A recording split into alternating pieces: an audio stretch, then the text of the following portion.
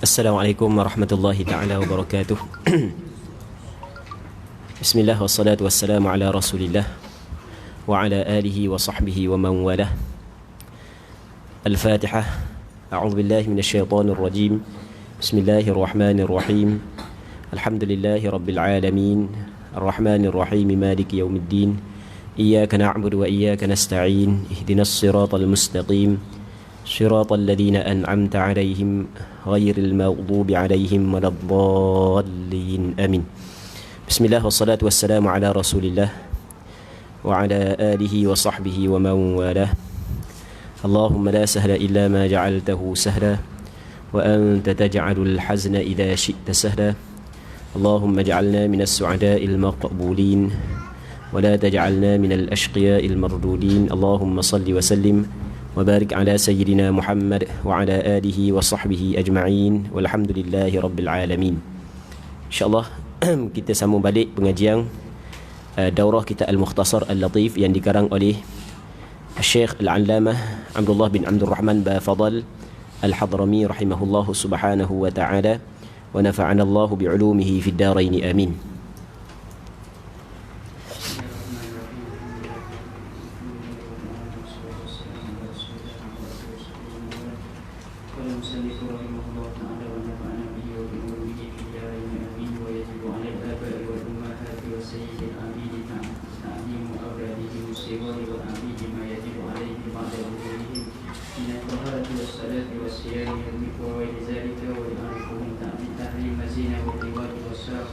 والسرقة والشرب الخمر والمسكر وتحريم الكذب كقليله وكثيره والغيبة والنميمة وشبه ذلك ويعلمهم أنهم بالبلوغ يدخلون في التكليف ويعرف الصبي عجبة البلوغ أنها ب15 سنة أو باحتلام أو بالحيض في امرأته وأجرة من يعلمه هذا في ماله فإن لم يكن له مال فعلى من تجب عليه نفقته. Wajib atas ibu bapa dan pemilik hamba sahaya untuk mengajarkan kepada anak-anak mereka yang masih kecil atau hamba-hamba mereka tentang perkara-perkara yang diwajibkan ke atas mereka setelah balik, seperti perkara yang berkaitan bersuci, solat, puasa dan sebagainya. Hendaklah memberitahu mereka perkara-perkara yang diharamkan seperti perbuatan liwat, zina, mencuri, meminum arak dan apa-apa yang mabukkan, menipu sama ada sedikit ataupun banyak, mengumpat, mengadu domba dan seumpama dengannya. Hendaklah mengajarkan kepada mereka bahawa apabila sudah balik maka mereka termasuk dalam kalangan mukallaf. Kenalkan kepada mereka tanda-tanda balik sama ada berumur 15 tahun Hijri ataupun bermimpi atau berwahid bagi kanak-kanak perempuan. Dan upah kepada mereka yang mengajarkan perkara-perkara tersebut kepada anak-anak adalah daripada harta anak-anak. Namun sekiranya mereka tidak mempunyai harta, maka ia wajib ke atas orang yang bertanggungjawab memberikan nafkah ke atasnya. Baik. Muslimin muslimat yang dirahmati oleh Allah Subhanahu wa taala. Jadi apa yang disebut oleh pengarang kita di sini adalah diwajibkan. Maksud benda diwajibkan, kalau sekiranya buat dapat pahala, kalau ditinggalkan maka berdosa. Diwajibkan atas ibu bapa. Asal perkataan Arab al-aba. Al-aba maksudnya segala ayah. Aba kan jamak daripada abun. Dan begitu juga al-ummahat. Ummahat adalah jamak daripada ummun. Okey, asalnya makna dia wajib ke atas. Dia biasanya istilah yang diguna dalam kitab fiqh ataupun dalam istilah ulama kalau yajibu ala dengan makna wajib syar'i. Wajib ke atas segala ayah dan segala ibu. Okey? Maksudnya ayah kepada budak. Lepas tu kalau tak ada ayah dia naik kepada benda toki. Datuk, ayah kepada ayah. Tak ada naik kepada atas lagi. Dia susunang ni adalah susunang mereka yang wajib memberi nafkah kepada budak tersebut. Tak ada orang lelaki baru pergi kepada mak. Tak ada mak pergi kepada tok, orang Terengganu kata, nenek, orang luar kata. Okey, ni adalah kewajipan kepada segala ayah dan segala ibu. Itu asal makna al-aba dengan al-ummahat. Cuma terjemahan yang paling mudah wajib atas ibu bapa. Tapi kita kena tengok maksud asal daripada perkataan al-aba wal ummahat. Wajib ke atas ibu bapa dan pemilik hamba. Ni dulu, sekarang ni tak ada hamba.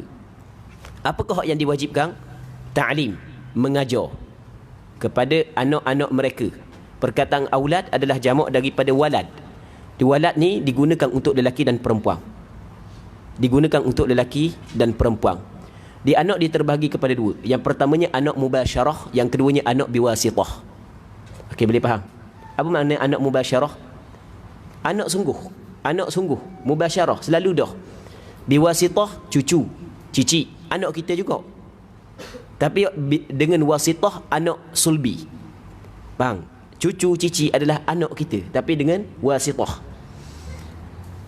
Wajib kena ajar anak-anak hak yang kecil. Anak hak yang kecil. Yang dimaksud kecil di sini adalah hak yang sebelum balik.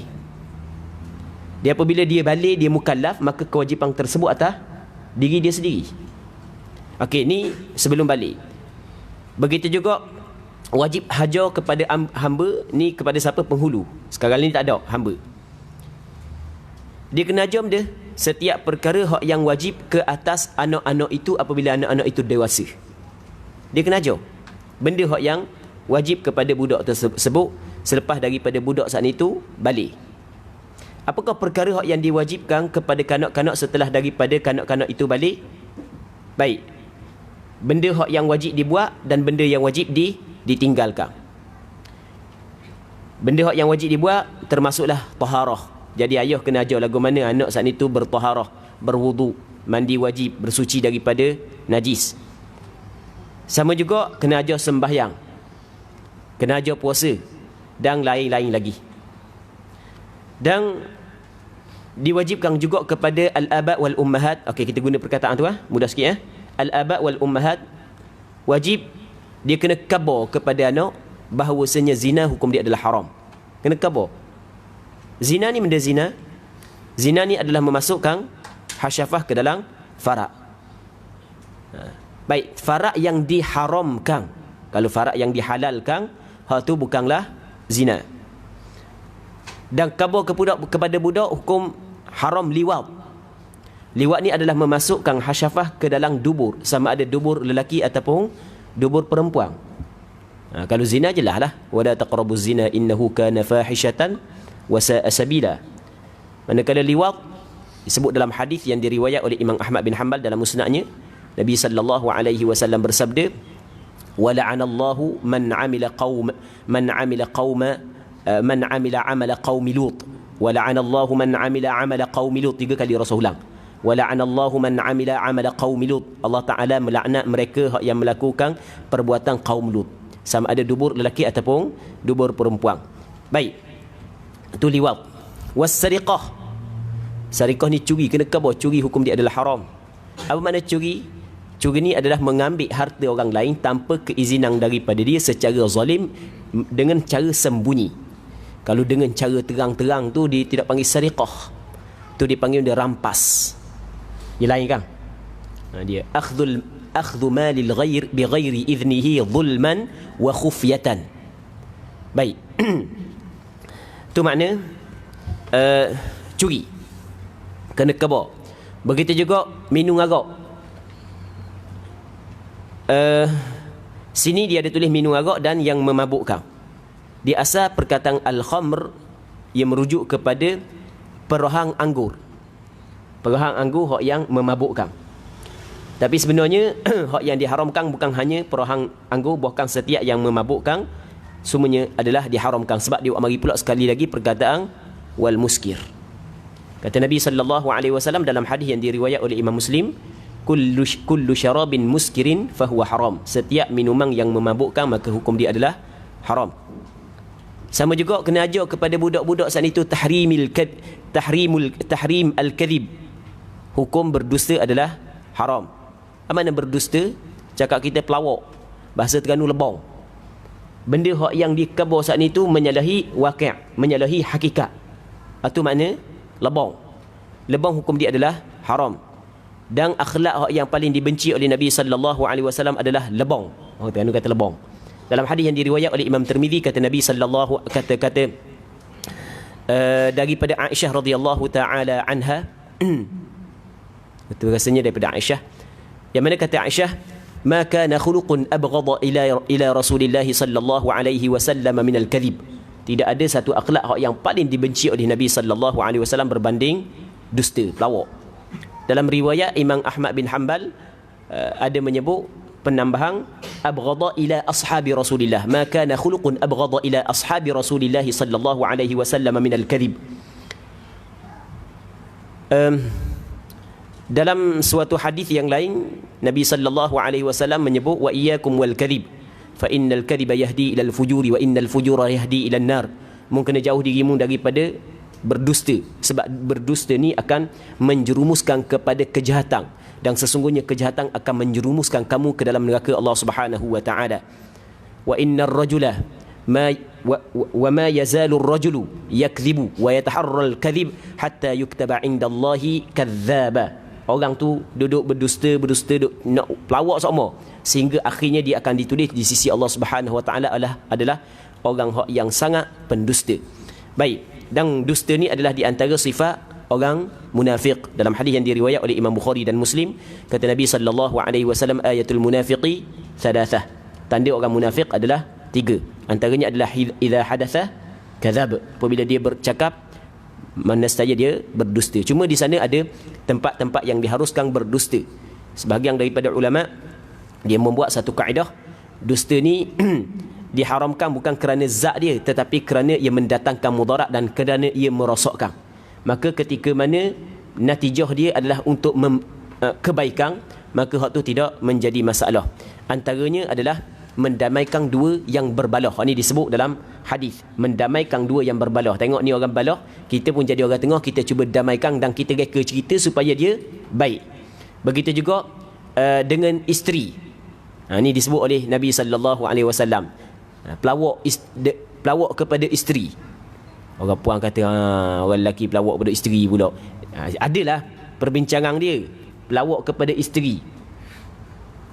Isteri tanya, abang ada lagi sayang orang puan lain ya? Sayang pula, kenal kau orang puan lain ya? Tok lelaki dia kata tak ada. Bukan Ana ni, contoh je. Sebab upah Ana bagi hari ni kan, dia ingat sikit. Jadi tak ada. Padahal orang lelaki mana tak ada dalam hati kenal kau orang puan lain? Ada. Kang zuyyina lin-nasi hubbus syahawati minan nisa. Betul tak gitu? Baik, tak ada pelawak tu. Pelawak baik. Jadi hak tu tak apa. Okey, tu antara contoh-contoh dia, dan banyak lagi hak yang disebut oleh Imam Ghazali rahimahullah subhanahu wa ta'ala. Baik. Seterusnya, antara perkara hak yang dia dalam kitab dia kata al-kadhib ni qalilihi wa kathiri, sedikit ke banyak ke hukum dia adalah haram. Antara perkara yang diharam kita kena kabarkan anak-anak kita adalah ghibah. Ghibah makna dia benda mengumpat. Ghibah maksud dia ghibah zikruka akhaka bima yakrah. Mu sebut saudaramu dengan apa yang dia benci, sama ada benda tu ada pada dia ataupun tak ada. Kan gitu. Kalau benda tu ada pada dia, tu dinamakan ghibah. Kalau tak ada, dia tidak dinamakan ghibah, hak tu dinamakan sebagai buhtan. Dalam hadis yang diriwayat oleh Imam Muslim daripada Abi Hurairah, satu ketika Nabi sallallahu alaihi wasallam khabar kepada sahabat dia, atadruna mal ghibah? Mu tahu tak apa itu ghibah? Kata para sahabat, qalu Allah wa rasuluhu a'lam. Allah dan rasulnya lebih mengetahui. Kata Rasulullah, zikruka akhaka bima yakrah. Ghibah ni mu menyebut saudaramu dengan apa yang dia benci. Saudaramu tak suka benda tu, sama ada pada perbuatan dia, pada perkataan dia, pada keluarga dia, pada kenderaan dia, pada sifat dia, pada tubuh badan dia, dia tak suka. Mungkin sebut, maka tu dinamakan sebagai ghibah. Maka ada seorang sahabat faqil, ara'aitum in kana fihi ma aqul?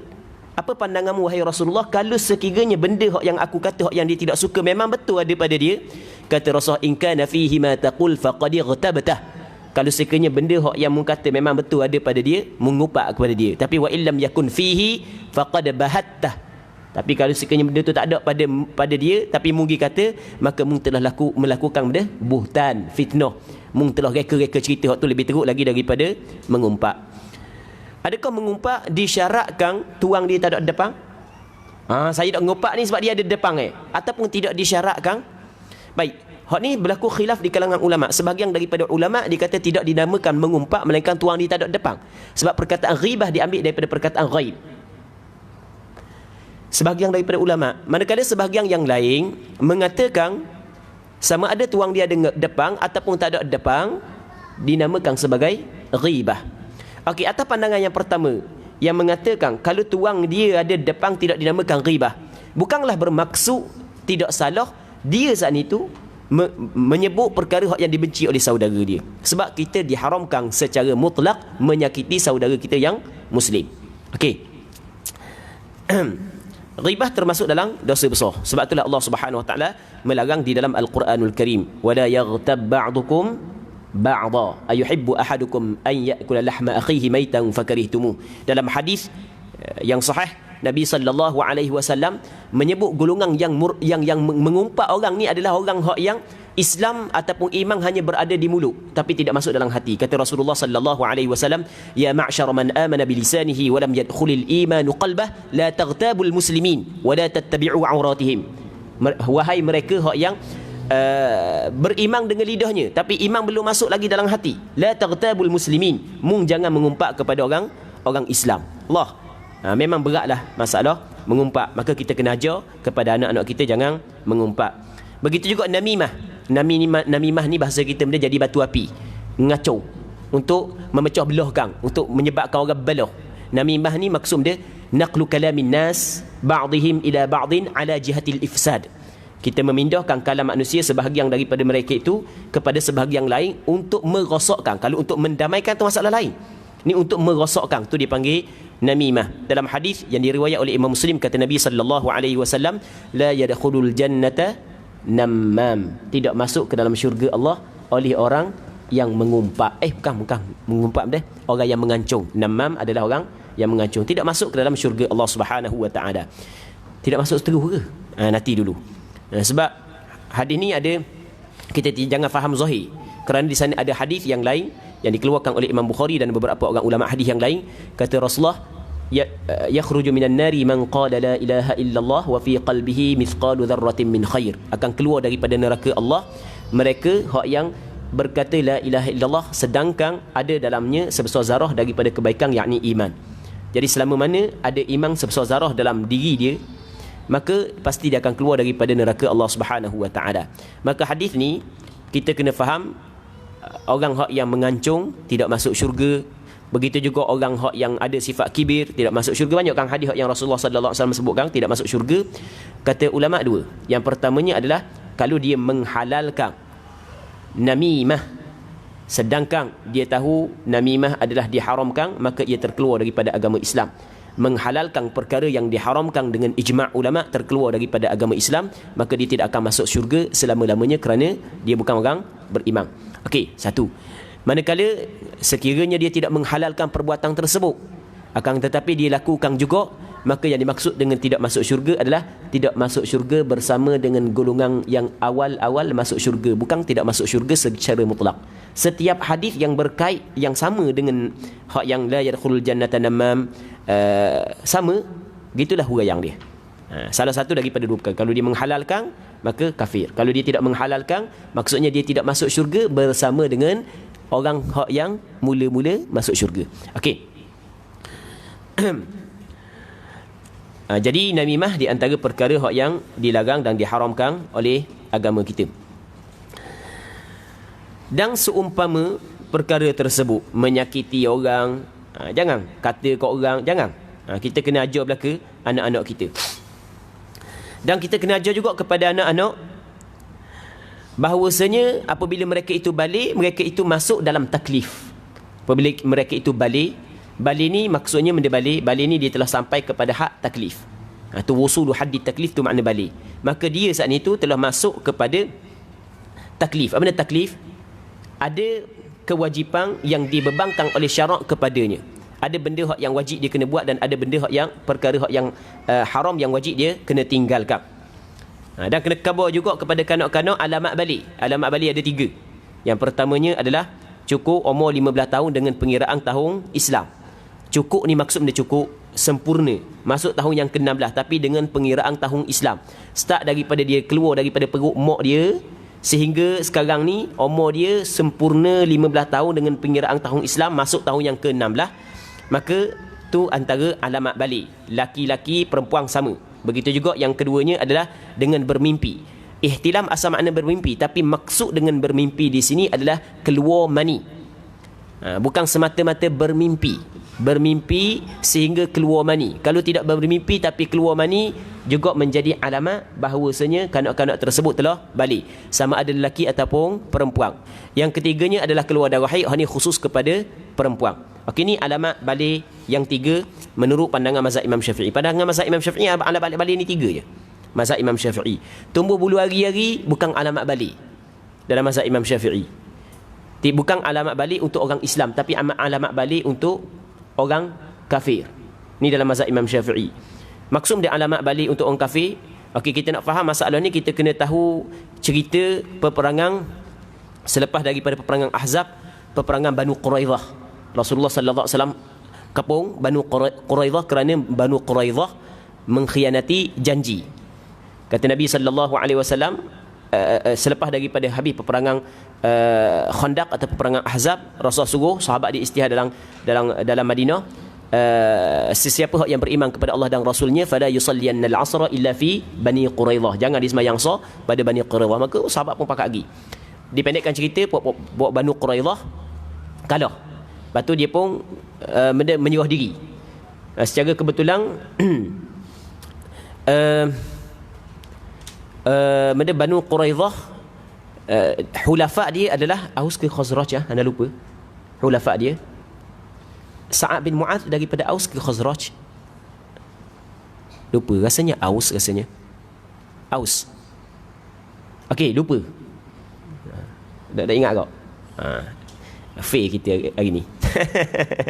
Okey, jadi yang pendek cerita.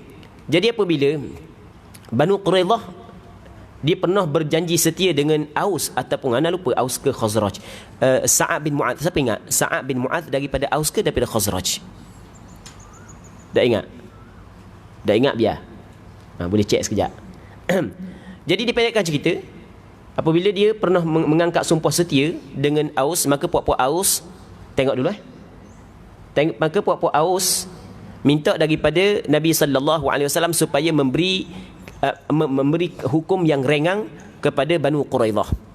Maka ketika tu Rasulullah kata kita serah kepada ketua Aus yang menjatuhkan hukuman kepada Banu Quraidah. Siapa? Sa'ad bin Mu'adh.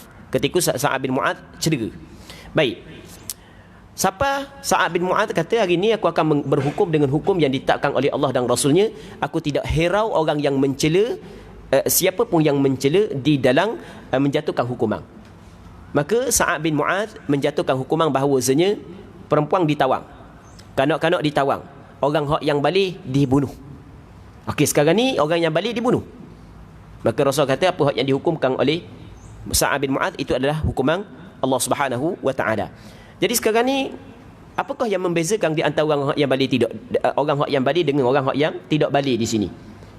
Kalau tanya mimpi ke tak, tobat pakat mengaku mimpi belaka. Tu tak gitu. Dah mati Kalau kata mu mimpi ke tak mimpi lagi, mu keluar mani, dak keluar mani lagi walaupun berubah dah janggut. Pakat mengaku dak balik belaka. Jadi caranya adalah para sahabat seluk dalam kain. Tengok nampak budak seluk dalam kain. Hak ada bulu bunuh. Hak yang tak ada bulu selamat. Baik, jumpa dah. Aus. Tak sadar dah. Aus betul dah Aus. Okey. Jadi tu yang dimaksudkan tumbuh bulu hari-hari adalah alamat balik kepada anak orang kafir sahaja, tidak kepada orang Islam. Baik. Seterusnya antara perkara hak yang diwajibkan kepada al-aba wal ummahat adalah kena beri upah. Orang hak yang ajar kepada anak-anak dia daripada harta anak-anak.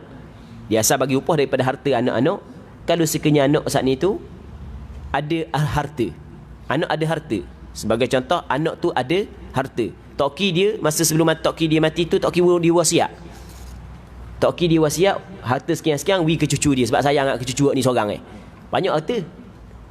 Jadi dia apabila anak ada harta, nafkah bagi daripada harta dia. Begitu juga upah orang hak yang ngajar dia, hak yang fardu ain juga daripada harta dia. Kalau anak tu tak ada harta, barulah wajib bayar upah orang hak yang ngajar kepada kanak-kanak tersebut daripada harta orang hak yang wajib memberi nafkah kepada anak-anak. Okey, boleh faham kan? Habis. Seterusnya, okey, kita hak yang mareng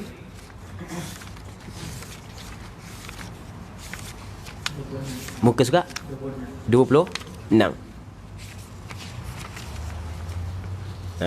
Hari ni tak apa, hari ni cukup rehat hari ni. Makan nak makan ubat sebenarnya, makan ubat.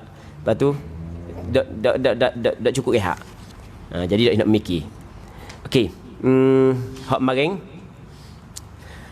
pada muka surat 25 hak yang masalah wa yajuzut tayammumu lil bardi idza faqana ma yusakhinu bihi al ma أو كان لا تنفعه تدفئة أعضائه بعد غسلها أو لا يقدر عليها. Okey, gini. Sekarang ni kesimpulan mudah je sebenarnya masalah ni, tapi dak mari sikit mareng. Jadi kesimpulan gini. Sekarang ni sejuk. Apabila sejuk, maka boleh tak kita bertayamum? Okey, kata ulama kalau sejuk tu sejuk yang teruk, boleh kita tayamum tapi dengan syarat. Syarat yang pertamanya adalah tidak ada sesuatu yang dapat memanaskan air.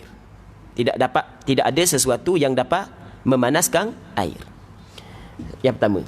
Ataupun kalau ada sesuatu yang dapat okey, tak ada sesuatu yang dapat memanaskan air. Okey, itu yang pertama.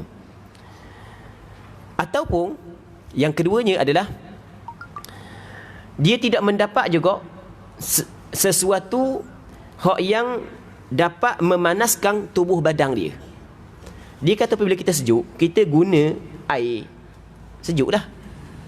Tapi air yang kita guna hak sejuk saat itu kita dapat hilangkan dengan sesuatu alat yang dapat menyejukkan, yang dapat memanaskan tubuh badan kita. Okey, boleh faham? Okey, tu maksud daripada perkataan ni. Okey, kita baca. Kita baca hak yang arah. Okey, boleh kita tengok pada muka surat 5 dia kata wa yajuzut tayammumu lil bardi. Harus tayamum kerana sejuk. Idza faqada ma yusakhinu bihil ma, apabila dia tidak ada suatu perkara hak yang dapat memanaskan air. Api tak ada, bekas tak ada, sebagai contoh. Kayu api tak ada, kalau kita gas tak ada. Baik, elektrik tak ada. Ataupun elektrik ada tapi bekas untuk memanaskan air itu tak ada. Au kana la tanfa'uhu tadfi'atu a'dha'ihi ba'da ghasliha. Okey, sekarang ni kita guna air sejuk.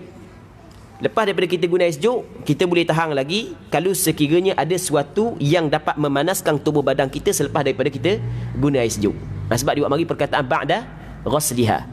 Ataupun kana la tanfa'uhu tadfi'atu a'dha'ihi, ataupun tidak memberi manfaat kepadanya oleh memanaskan anggotanya selepas daripada ghasliha, selepas daripada dia basuh anggota dia.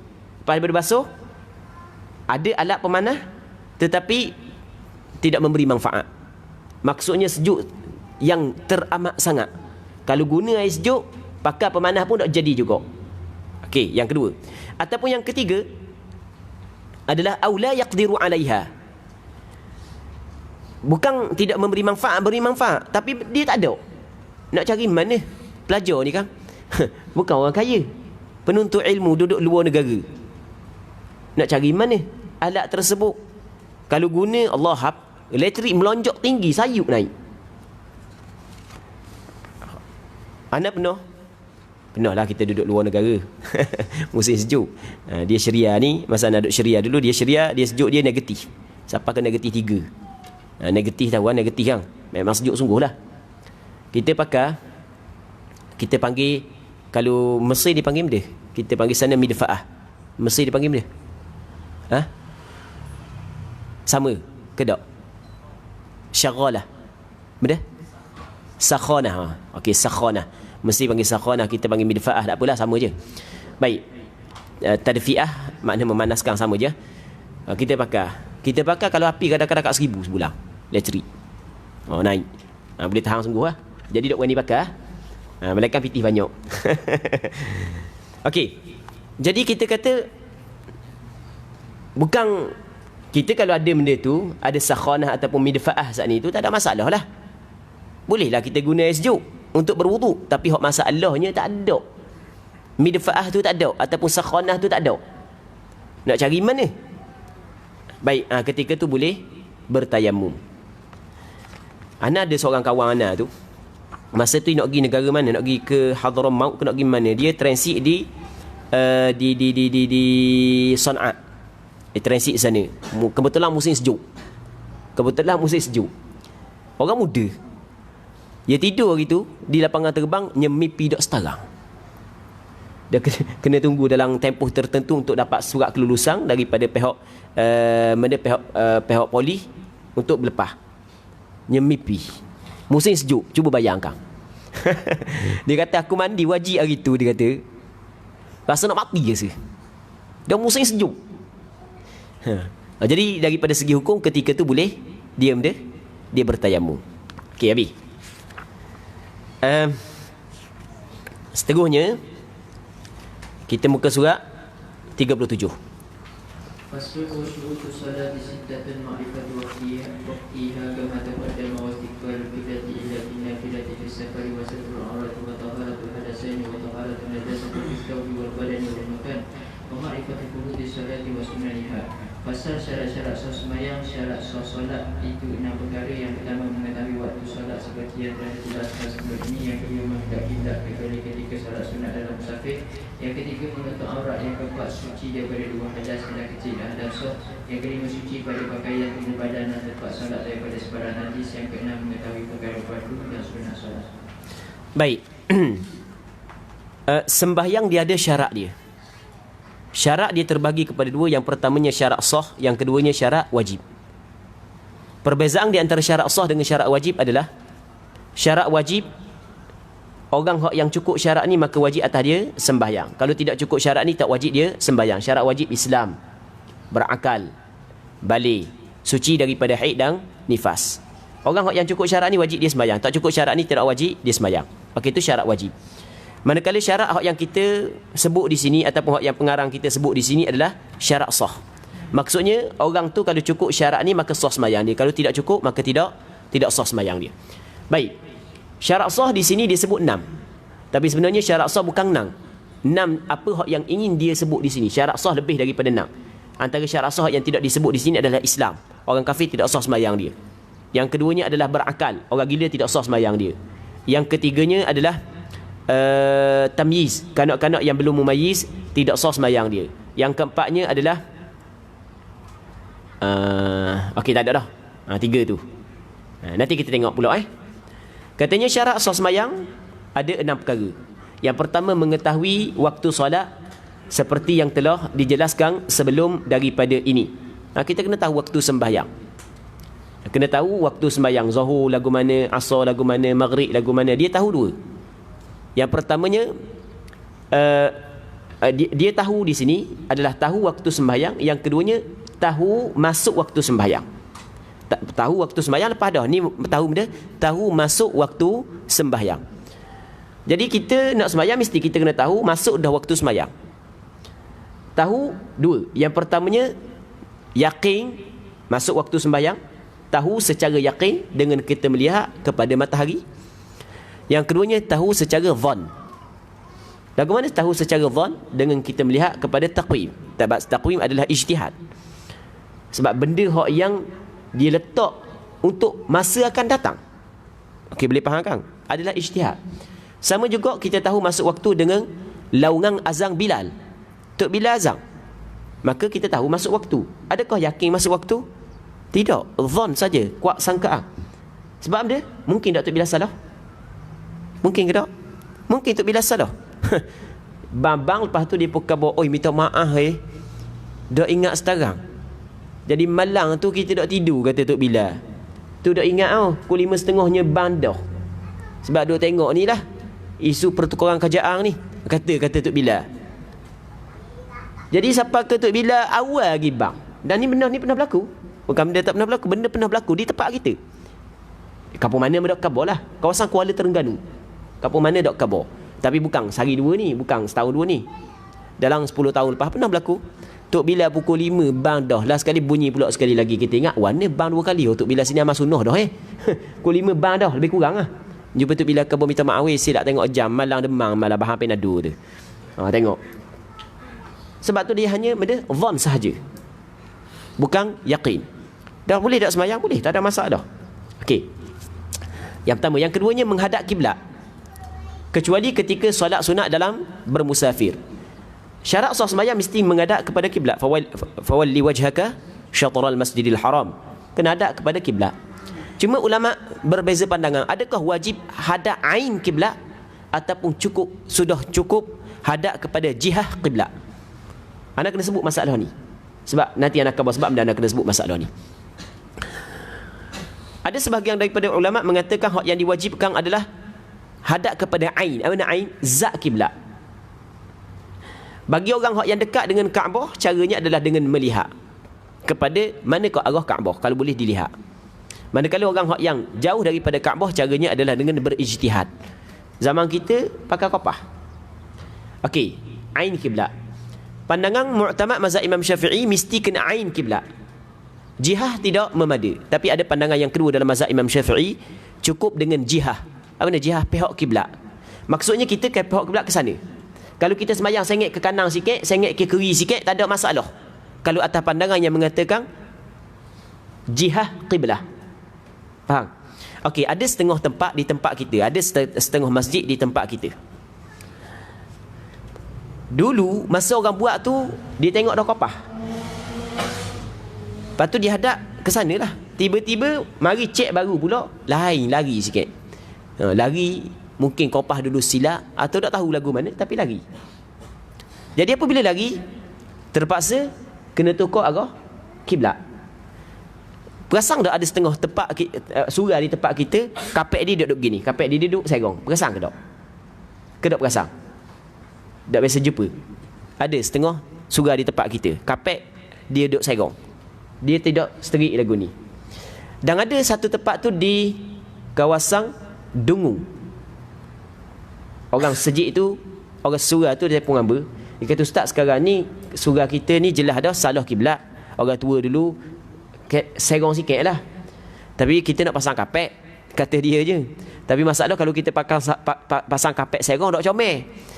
Dah kita pasang kapek macam biasa boleh tak ustaz? Kita kata ikutlah pasang biasa ke tak biasa ke, nak bahang tak belakang pun tak apa. Pasang gini pun tak apa. Sebab sekadar pasang kapek. Sebab pasang kapek dia tidak termasuk dalam syarat sah semayang. Betul? Ke ada syarat sah semayang? Tak ada kan? Baik, ikut nak pasang warna pun.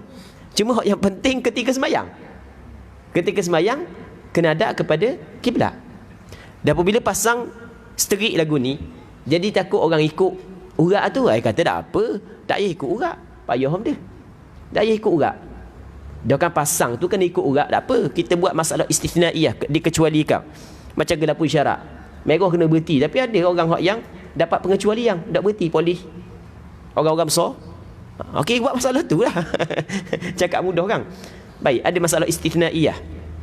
Jadi sebenarnya apabila okey, satu benda. Yang keduanya, dah kan yakin dah salah semayang dulu tu kan, kena qada balik ke tak? Oh, kena qada balik paruk lah. Okey, kita kata gini lah. Dema bertaklid ambil pandangan yang mengatakan sudah memadai hadap kepada jihah qiblah. Walaupun belok sikit-sikit tak ada masalah, tapi jangan bahang kat ni. Selama mana kok sana, walaupun ke kanan sikit, ke kiri sikit, maka tidak menjadi masalah. Walaupun pandangan mu'tamad mesti kepada ain qiblah. Okey, boleh faham kan? Baik. Yang ketiganya, okey, masalah menghadap kiblat, dia ada sembahyang yang tidak disyaratkan menghadap kepada kiblat, iaitu sembahyang sunat di dalam bermusafir. Orang yang bermusafir di antara rukhsah, amna rukhsah, kelonggaran yang syarak beri kepada dia adalah dia boleh sembahyang sunat di atas kenderaan tanpa berhadap kepada kiblat. Lepas tu nak hadap ke mana? Dia hadap kepada arah yang dia nak pergi. Dia hadap kepada arah yang dia nak pergi. Cuma menurut pandangan mazhab Imam Syafi'i, walaupun di sini ada sedikit perbincangan, tapi pandangan mu'tamad adalah wajib dia kena hadap kiblat masa takbiratul ihram. Takbiratul ihram hadap kiblat, lepas tu baru pergi ikut nak pergi ke mana pun. Bawa kereta, jalan kaki. Kalau bermusafir jalan kaki, semayang dengan jalan kaki. Dah gerak banyak, dimaafkan. Tapi kena berjalan ketika mana? Ketika qiyam, i'tidal, tasyahud. Hak tu je boleh berjalan. Ketika rokok macam biasa, nak jalan mana rokok, langgar habis orang. Baik. Dan ni di antara perkara yang sering dilakukan oleh Rasulullah. Rasulullah apabila dia bermusafir, Rasul akan semayang di atas kenderaan dia, haitsu tawajjahat bih, dalam hadis menyebut Rasulullah akan berhadap kepada tempat yang kenderaan tu berhadap dengan membawa Rasulullah sallallahu alaihi wasallam. Maka oleh kerana dalam hadis menyebut Rasulullah sembahyang sunat di atas kenderaan dia, ke mana arah kenderaan dia pergi, maka kata ulama sembahyang sunat di dalam bermusafir tidak diwajibkan hadap kepada qiblat. Okey, jelas cuma kat kita ni jarang orang buat. Ni di antara sunnah mahjurah yang ditinggalkan. Jadi kita buat, nanti nak pergi balik lagi, dia tidak disyarat perjalanan 2 marhalah. Dia perjalanan yang menggugurkan hadap kiblat dalam sembahyang sunat.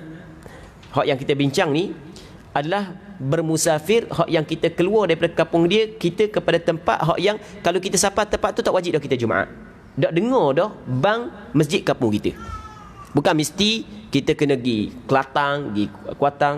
Kalau kita daripada Padamiding, kita nak pergi ke mana, kita pergi ke Ngadang Baru. Kalau orang bang sini, kalau suara nyaring duduk tempat tinggi, suara nyaring bang, tak payah pakai speaker lah, kira hak yang asal. Dengar tak di Ngadang Baru? Dengar tak? Tak dengar. Okey, kita nak pergi Ngadang Baru boleh dah. Sembayang sunat di atas kenderaan. Bawa motor sembayang. Bawa kereta sembayang. Cuma bawa kereta dengan bawa motor, masa nak rokok tu kena beringat sikit. Maksud masa rokok tu biar tengok kat depan. Masa sujud pun, sujud mesti kena lebih rendah daripada rokok. Kena tengok depan. Tak tengok depan, tak tahu paham mana lagi. Nak pergi tempat lain, sampai tempat lain. Baik. Lepas tu dia ada selagi sembahyang hak yang tidak disyaratkan hadap kepada kiblat, iaitu sembahyang syiddati al-khauf. Sembahyang syiddatil khauf. Dalam peperangan. Yang ketiganya adalah menutup aurat. Wajib kena tutup aurat dalam sembahyang. Nanti aurat dia akan cerita aurat lelaki dan aurat perempuan.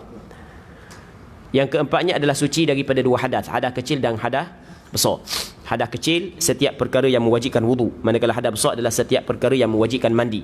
Suci daripada hadas kecil dengan berwudu, suci daripada hadas besar dengan mandi wajib. Orang yang sembahyang tapi tidak suci daripada hadas besar, tidak suci daripada hadas kecil, maksudnya tidak ada wuduk di sembahyang, tidak ada dia tidak mandi wajib di sembahyang. Apakah hukum kalau orang tanya, orang tu dia dah ambil wuduk dia sembahyang, tak ada wuduk dia sembahyang, hukum dia mana? Hukum dia kadang-kadang haram, kadang-kadang tidak haram, dan kadang-kadang wajib. Tak boleh kata haram lalu, nanti dulu kena tengok dulu. Haram kalau sekiranya sengaja, sedangkan dia mampu untuk mengambil wuduk, tu haram. Tidak haram, tidak ingat, haram tak ingat. Mari gaduh-gaduh pergi surau, pergi masjid, dah ingat ambil wuduk pakai sembahyang lalu. Selepas sembahyang baru teringat, Allah dah ambil wuduk. Biasa dah khusyuk sembahyang, hak ni je khusyuk. Hak tak ada wuduk je khusyuk. Jadi haram ke tak?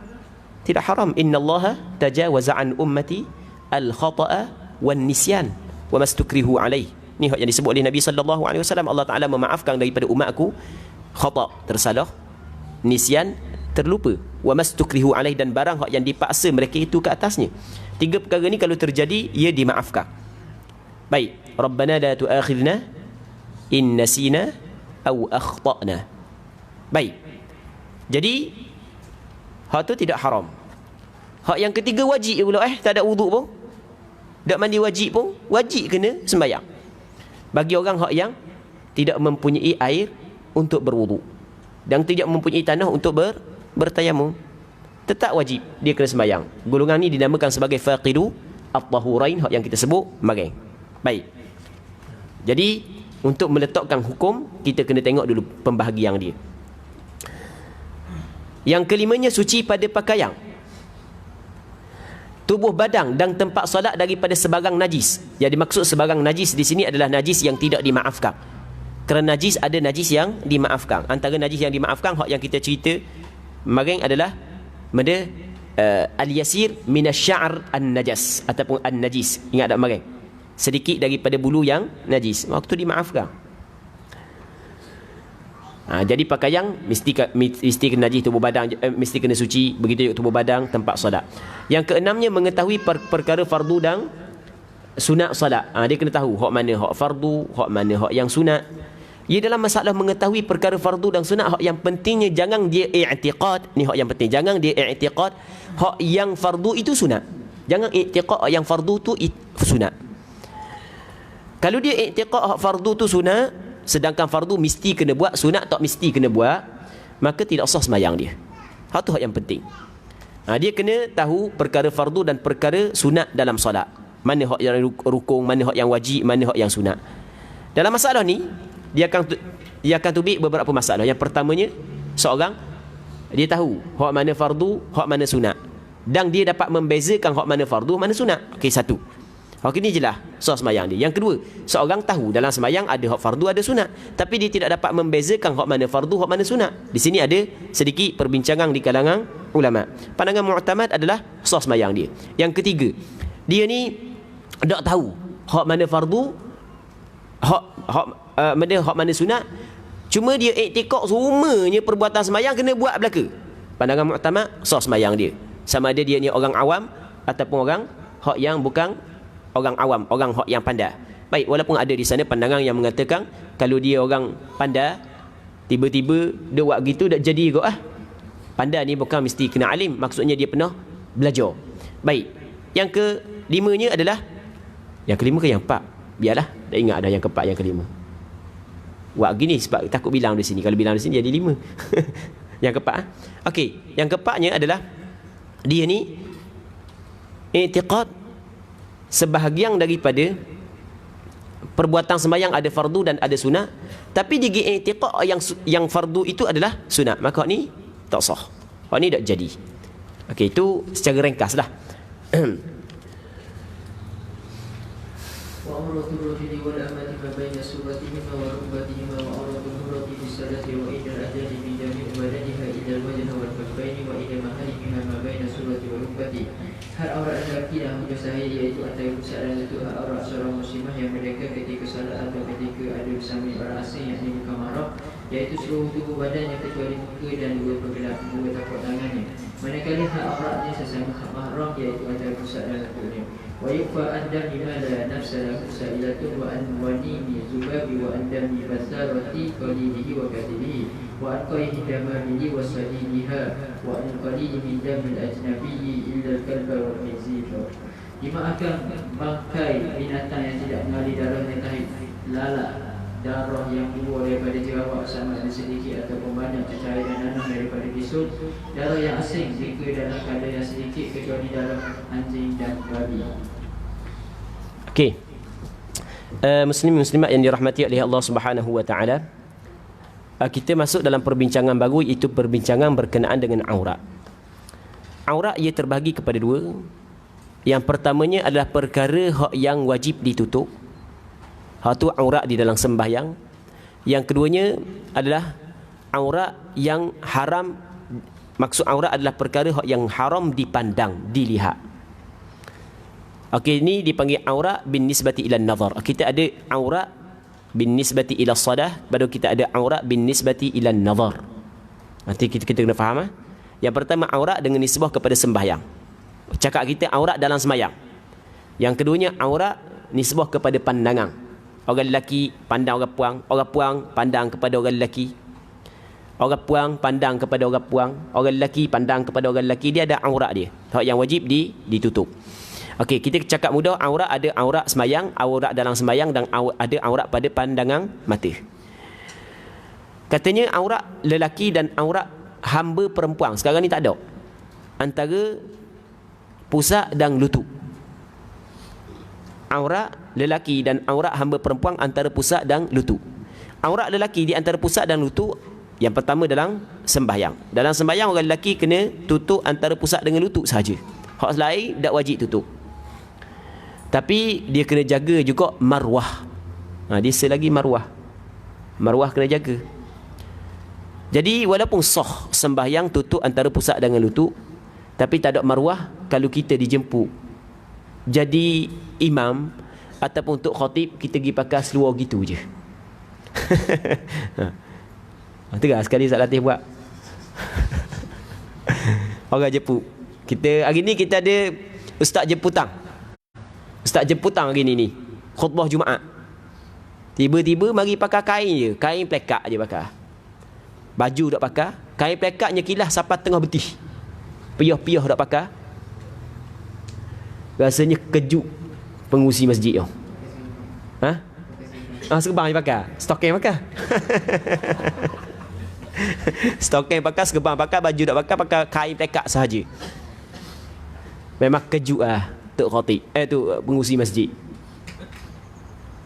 Oh ya, kata ada aurat orang mayang mana? Tak kata aurat orang mayang mana? Pusat lutut ada cukup lah, sah. Ya betul sah, tapi tidak ada marwah. Baik. Okey. Sah tu lain, marwah tu lain ya. Ini kita nak cara bab aurat. Okey, aurat lelaki dalam sembahyang di antara pusat dan lutut. Manakala aurat lelaki pada pandangan mata perempuan, ulama berbeza pandangan. Apakah aurat lelaki pada pandangan mata perempuan? Maksudnya perempuan dia, adakah dia boleh tengok kepada lelaki yang selain daripada antara pusat dengan lutut ataupun tidak boleh? Di sini ada sedikit perbincangan di kalangan ulama mazhab Imam Syafi'i, yang mana ada sebahagian daripada ulama mazhab Imam Syafi'i mengatakan aurat lelaki terhadap pandangan mata perempuan adalah seluruh tubuh tanpa ada pengecualian. Orang lelaki kena pakai jubah semua, 24 jam pakai jubah. Baik. Ini pandangan sebahagian ulama. Namun ada pandangan yang kedua mengatakan sama dengan aurat dalam sembahyang. Cuma hak yang masyhur di tempat kita adalah aurat dalam sembahyang. Tapi benar dengar tak aurat seluruh tubuh? Mazhab Syafi'i biasa tengok dalam kitab dia. Umdatus Sadiq. Lepas tu banyak lagi kitab-kitab yang lain kan. Okey. Itu kita kena tahu ada perbezaan pandangan dalam mazhab Imam Syafi'i dalam masalah ni. Okey. Yang pertama, yang keduanya, aurat hamba perempuan hak kata di antara pusat dengan lutut ni, antara pusat dengan lutut adalah pada dalam sembahyang. Tapi kalau pada pandangan mata lelaki, bukan antara pusat dan lutut. Sedap lah gitu. Okey, boleh faham kan? Tapi sekarang ni masalah hamba tak ada. Okey, tak payah cara banyak-banyak. Hak tak ada. Manakala hak aurat muslimah yang merdeka ketika solat atau ketika ada bersamanya orang yang asing, bukan mahram, iaitu seluruh tubuh badannya kecuali muka dan dua tapak tangan. Dua daun tangan hingga ataupun dua tangan hingga pergelangan. Ini aurat perempuan dalam sembahyang dan di hadapan lelaki yang bukan mahram. Manakala hak auratnya sesama mahram, iaitu antara pusat dan lutut. Okey, itu aurat perempuan. Jadi aurat perempuan dalam sembahyang seluruh tubuh melainkan muka dan tangan sehingga pergelangan. Cuma masalah muka, hak muka kita bincang dalam bab wuduk sebelum daripada ni. Muka start daripada tempat tumbuh rambut yang ghalib hingga kepada dagu. Manakala bawah dagu ni dia tidak termasuk dalam muka. Dia tidak termasuk dalam muka. Maka wajib orang puan kena tutup. Dalam mazhab Imam Syafi'i, orang puan hak yang sembahyang tidak tutup dagu, sah tak sembahyang dia? Tak sah. Sebab dikirakan terbuka aurat. Sebab bawah ni dia bukan muka. Itu pandangan mu'tamad mazhab Imam Syafi'i. Tidak sah. Terbuka sedikit di bawah dagu sama hukumnya terbuka di punggung, terbuka di peha, hak yang sedikit dalam mazhab Imam Syafi'i. Allah, ramai orang puan pak kita kalau pakai pandangan tu tak sah sembahyang. Mana orang hak yang tak tutup dagu? Mereka orang hak yang betul-betul belajar je, mokcik-mokcik tua je. Hak yang betul-betul belajar, hak yang berhati-hati sikit. Baik. Kalau benda tu pernah berlaku dah, maka tidak menjadi masalah perempuan mengambil pandangan majoriti ulama fiqh Selain daripada mazhab Imam Syafi'i yang mengatakan keterbukaan yang sedikit ia tidak merosakkan sembahyang. Hanya sekadar bau dagu dia tidak merosakkan sembahyang. Jadi tidak perlu ulang balik. Okey, boleh faham kan? Tidak perlu ulang balik. Seterusnya aurat perempuan pada pandangan mata lelaki adalah seluruh tubuh kecuali muka dan dua tangan. Jadi muka dan dua tangan tidak wajib tutup. Ini menurut pandangan majoriti ulama. Walau bagaimanapun ada pandangan sebahagian daripada ulama, antaranya ulama dalam mazhab Hanbali dan sebahagian ulama mutaakhirin dalam mazhab Imam Syafi'i berpandangan muka dan tangan orang puan pun aurat nisbah kepada pandangan mata lelaki. Maka wajib orang puan kena tutup muka dan dua daun tangan. Itu menurut pandangan segelintir ulama ataupun sebahagian ulama. Cuma pandangan majoriti tak wajib tutup. Melainkan ada pengecualian. Melainkan muka perempuan tu boleh mendatangkan fitnah. Comel terlajak boleh mendatangkan fitnah. Lagu mana boleh mendatangkan fitnah? Orang lelaki tengok kuruh, duk teringat ke dia. Orang lelaki kalau nak nitah jalan tu, kalau tengok dia duk jadi nitah jalan, bahang ke trailer terus. Sebagai contoh, hok masuk lokang lah, macam-macam. Jadi hak tu mendatangkan fitnah, maka wajib dia kena tutup. Wajib kena tutup bukan kerana muka aurat, tapi untuk mengelak daripada fitnah. Okey. Ada ke siapa tak tu? Soalan, ada ke siapa tak tu? Mungkin. Mungkin ada. Seterusnya, manakala di sisi mahramnya, maksud di sisi mahram, perempuan di hadapan lelaki yang mahram dia, ayah dia, adik-beradik dia, abang dia, pak dara dia, anak dara dia, adalah di antara pusat dengan lutut. Jadi orang puan kalau nak nyusu anak dia depan ayah dia, depan adik dia, tak ada masalah. Tapi kena jaga juga marwah, adab setepak. Oh, awal kata dalam kitab kata ma baina surati war rukbah. Nyebuka belaka depan orang pun, depan ayah dia nyusu. Siapa kawan ni nak tengok pun lugar. Jadi tak comel lah gitu. Gitu tak comel. Tu kena jaga molek. Dia kata kena tengok juga adab setempat. Dia maksud aurat ni bukanlah mesti kena orang puan duduk dalam rumah. Pakai kain je, start dari sini sampai ke lutut je. Hak lain tak payah pakai benda. Hak lain tak payah pakai benda. Bukan gitu. Maksudnya kalau misalnya dia pakai baju cari sini sikit, cari sini sikit, cari belakang sikit. Biasa ada rumah orang, biasa baju cari gitu. Pakai rumah biasa baju buat lap kaki dengan baju pakai lebih kurang je. Dia hak pergi jalan je comel sikit. Okey. Jadi tak ada masalah lah. Lepas tu nak susu anak tu depan benda keluarga dia, tak ada masalah lah. Depan keluarga dia, hak lelaki itulah, hak yang mahram dia, tak ada masalah lah, bukan aurat. Baik. Seterusnya dimaafkan bangkai binatang yang tidak mengalir darahnya. Okey, di sana ada binatang-binatang yang mana dimaafkan, ataupun di sana ada najis, bukan binatang. Sebab silap ni bukan tinggal terjemahan, bukan silap tinggal terjemahan. Bukan dimaafkan bangkai, dimaafkan darah. Wa yu'fa an dami. Dimaafkan darah, bukan dimaafkan bangkai. Okey. Jadi di sana ada najis yang dimaafkan. Antara najis yang dimaafkan adalah darah binatang yang tidak mempunyai darah yang mengalir. Kita ada binatang yang tak ada darah mengalir. Sama ada tak ada darah langsung ataupun ada darah dalam dia tapi tidak mengalir, sikit sangat. Contoh kita kata nyamuk. Nyamuk tak ada darah mengalir, dia ada darah tu yang hisap darah orang. Sikit dimaafkan. Tu maksud dia. Banyak juga dimaafkan mengikut pandangan sebahagian daripada ulama. Nanti kita akan tengok lepas daripada ni. Jadi antara najis yang dimaafkan adalah darah. Darah hukum dia najis. Darah hukum dia adalah najis. Satu ketika ada seorang sahabiat, dia didatangi darah istihadah. Maka ditanya Rasulullah, ada tentang sembahyang. Sebab lama duduk sembahyang Rasul kata tak boleh buat gitu.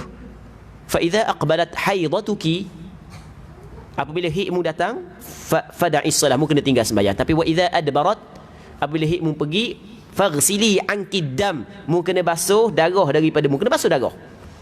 Jadi bermakna darah adalah najis sebab Rasul wajibkan dia basuh. Rasul perintah suruh dia basuh. Maka kata ulama, darah hukum dia najis. Tak kira darah benda pun najis darah. Cuma di sana ada darah yang dimaafkan, najis tapi dimaafkan. Antaranya adalah binatang yang tidak mempunyai darah yang mengalir, darah dia dimaafkan. Sama ada sikit ataupun banyak. Dah tidak mengalir, warna pula banyak. Orang fikir gitu kan. Dah banyak jadi mengalir pula. Payah dia. Banyak ekor. Boleh faham. Banyak ekor. Banyak ekor banyak ke tak? Banyak. Nyamuk ada 30 ekor. Ada sikit-sikit darah. Banyak juga. Dimaafkan. Okey, tengok dia katakan dimaafkan darah bangkai binatang yang tidak mengalir darahnya. Tahi lalat. Tahi lalat ni tahi lalat sungguh lah, bukan tahi lalat bahasa kita. Bukan tahi lalat yang orang Arab panggil syamah tu, bukan. Tahi lalat sungguh. Tahi lalat sungguh. Lalat kan ada tahi di begok tu kan. Baik, tahi lalat. Darah yang keluar daripada jerawat. Hak ni sama ada sedikit ataupun banyak. Sikit ke banyak ke benda yang kita kebal saat ni dimaafkan. Alasan dia dimaafkan kerana benda tu payah untuk dijaga. Apabila payah dijaga maka dimaafkan. Begitu juga dimaafkan juga cecair dan nanah daripada bisul. Kan bisu kan? Ada nanah, ada air bisa yang keluar daripada bisu. Darah yang asing jika dalam kadar yang sedikit, kecuali darah anjing dan babi. Kalau darah asing maka dimaaf sedikit, tidak dimaaf banyak. Maksud dia darah asing, darah asing ni darah yang lain. Maksud dia darah lain gini. Ni termasuk darah asing ya. Katakanlah kawan kita darah. Lepas tu darah dia kena kita, tu dipanggil darah al-ajnabi. Hal ni dimaafkan sikit, banyak tidak dimaafkan. Sebab benda ni bukan payah untuk dijaga. Satu. Dan darah asing juga, hak yang dimaafkan sedikit tidak banyak adalah darah kita yang keluar daripada kita. Tapi hak yang keluar pada tangan kanan tiba-tiba kena pada tangan kiri. Maka darah ni nisbah kepada tangan kanan tidak asing, tapi nisbah kepada tangan kiri asing. Maka tidak dimaafkan. Kita pakai baju, tangan kita luka, kena di baju kita, maka hak ni tidak dinamakan darah hak yang asing. Sebab hak yang terkena bertentangan dengan baju hak yang terkena, yang mana baju tersebut bertentangan pada tempat darah, dia tidak dikirakan asing. Dimaafkan sikit dengan banyak. Okey, nampak kan? Okey, kita buat kesimpulan sikit dalam masalah darah. Okey, darah binatang hak yang payah kita nak jaga. Contoh hak yang kita cerita saat ni, yang mana binatang tersebut bukanlah binatang yang mempunyai darah yang mengalir, maka hukum dia adalah dimaafkan sedikit dan banyak. Tapi kalau darah lembu, darah kuba, darah kambing, dimaafkan sedikit, tidak banyak. Darah kita sendiri dimaafkan banyak dengan syarat. Dengan syarat dia tidak berpindah daripada tempat keluar dia dan tempat tetap dia kepada tempat yang lain. Dia tempat keluar dan tempat tetap. Kita luka sini, maka keluar darah berjebok, maka dimaafkan. Tapi jangan berpindah daripada tempat tetap dia. Dan kalau kena di baju yang kawasan keluar darah juga dimaafkan. Dimaafkan. Okey. Itu yang dimaksud dengan permasalahan ni. Melainkan kalau darah tu darah anjing dan darah babi, oleh kerana anjing dan babi ni dia mughalladhah, maka sedikit pun tidak dimaafkan. Wallahu a'lam. فصل فروض الصلاة 17 الأول النية فإن كانت الصلاة فرضا وجب غسل فعلها وتعيينها والنية فردية من البالغ وإن كانت نافلة مؤقتة كالوتر أو ذات سبب كالكسوف وجب غسل فعلها وتعيينها وإن كانت نافلة مطلقة وجب غسل فعلها فقط. الثاني تكبيرة الإحرام وهو أن يقول الله أكبر ويجزئه الله أكبر ويجب أن تكون النية مقارنة للتكبير جميعه. الثالث القيام إن كانت الصلاة فرضا أو وقدرا. الرابع قراءة الفاتحة ويجب ترتيبها وموالاتها وتشديداتها وإخراج القاضي من الزاد وتجب في كل ركعة إلا ركعة المسبوق. الخامس الركوع. السادس الطمأنينة فيه بحيث يستقر الركوع بمكانه.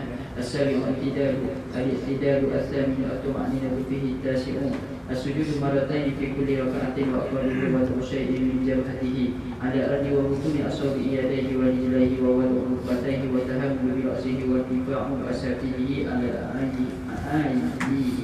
العاشر الطمأنينة فيه الحادي عشر الجلوس بين سجدتين الثاني عشر الطمأنينة فيه السادس عشر التشهد الآخر الرابع عشر القعود فيه الخامس عشر الصلاة على النبي صلى الله عليه وسلم في التشهد الآخر السادس عشر السلام وأقله السلام عليكم السابع عشر التكبير. Fasal rukun solat.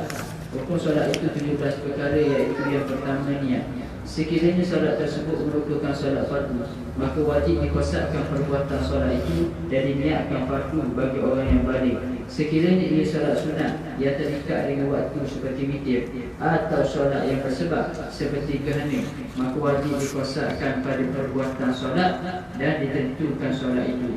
Namun sekiranya ia hanyalah solat sunat mutlak yang tidak terikat dengan waktu atau tidak bersebab, maka wajib dikuasaikan pada perbuatan ini sahaja.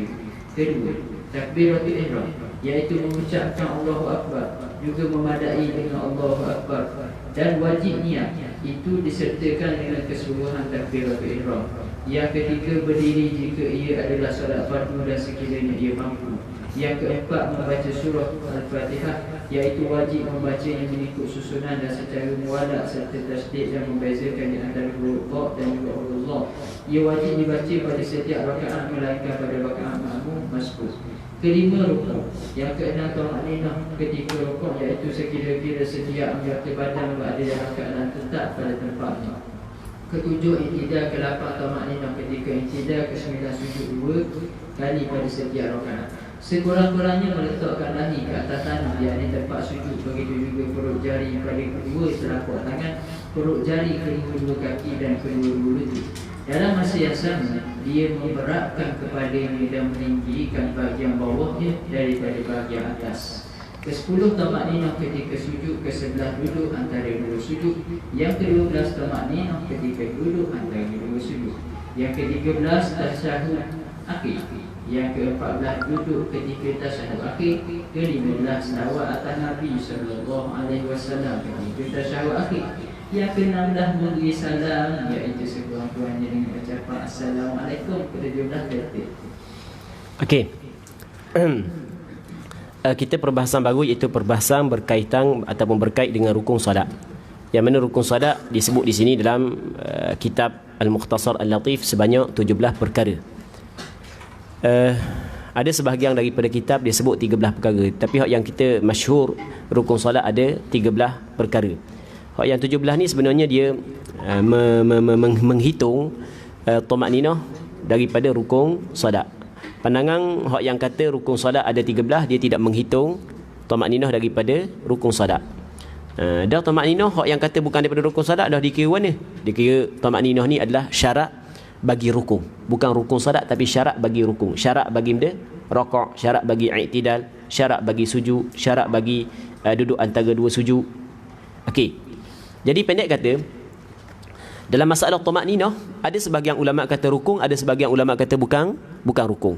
Hak yang kata rukun jelas. Hak yang kata bukan rukun, dikata tamakninah tetap wajib dibuat, tetapi tamakninah hanyalah syarat sembahyang.